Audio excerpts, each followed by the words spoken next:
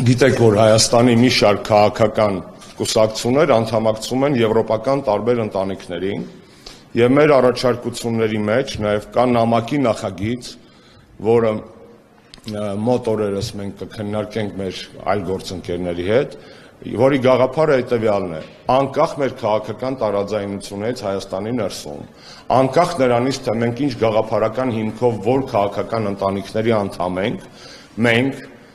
հայկական կուսակցությունների ներկայացուցիչներս, որոնք անդամակցում են այս կամ այն եվրոպական քաղաքական ընտանիքին, պետք է միասնական բողոքի, դժգոհության եւ իրականության ձայն բարձրացնենք, եւ մենք առաջարկելու ենք այդ նամակի տակ միացյալ ստորագրահավաք անել,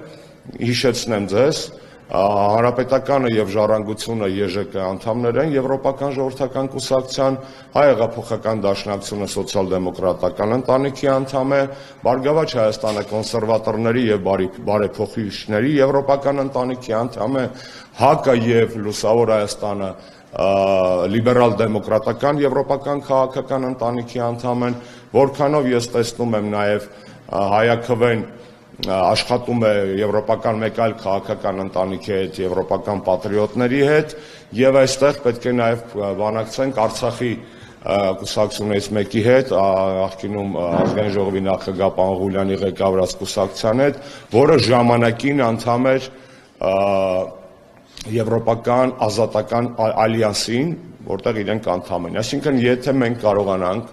հայկական բոլոր քաղաքական եվրո անդամություն ունեցող կուսակցություններով գալ ընդհանուր այդ տարի եւ միասնական ուղերձ եվրոպական քաղաքական գրեթե բոլոր առնվազն հիմնական ընտանիքներին, կարծում ենք սա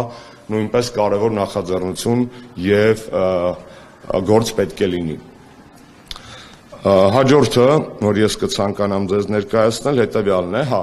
ամսի 4-ին է բուն գագաթնաժողովը, մենք կարծում ենք, որ մեկ օր շուտ կսկսենք աշխատել զուտ միջոցառումների առումով հանրության հետ կապված աշխատանքների